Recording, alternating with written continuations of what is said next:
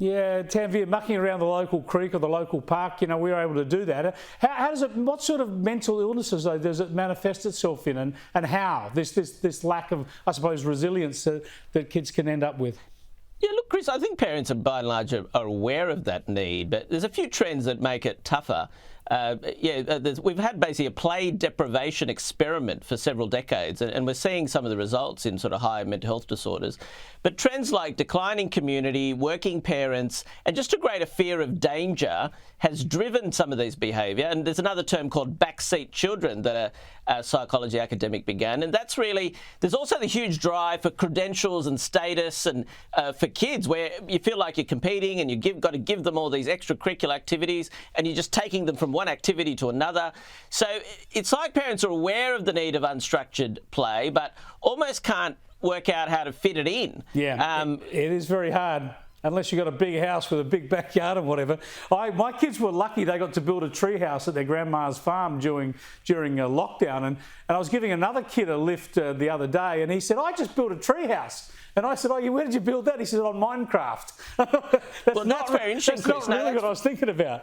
Well, that's very interesting, Chris, because you're right, because every culture will have a parallel world. Kids need an adult-free world. These days, the only place they are able to find that is online. Great stuff. Hey, Claire, I just want to get your thoughts on something you've sent to me about the fallout from The Voice and not catastrophising it for kids. Yeah, absolutely. I'm really concerned by the reaction by some parents who were staunch yes supporters. My social media of my peers, I suppose, has been filled with posts about, the shame they feel to be Australian and what a racist country we lived in. Chris, that I've written about in the past, the importance, I think, of our children feeling patriotism and feeling proud to be Australian because, if they're of this knowledge that we're an awful, racist, backward country and there's no hope, I think that absolutely plays into their mental health. And like we've discussed with climate change, I don't think it mobilises them at all to make a better future.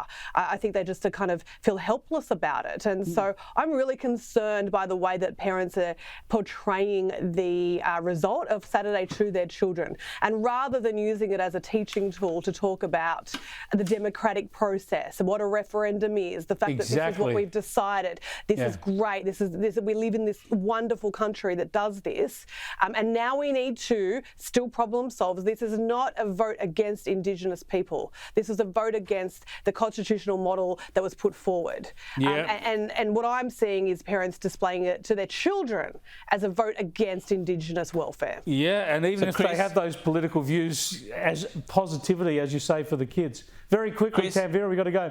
Key points. There's a term called therapeutic totalitarianism. Rod Dreher and American conservatives set it up.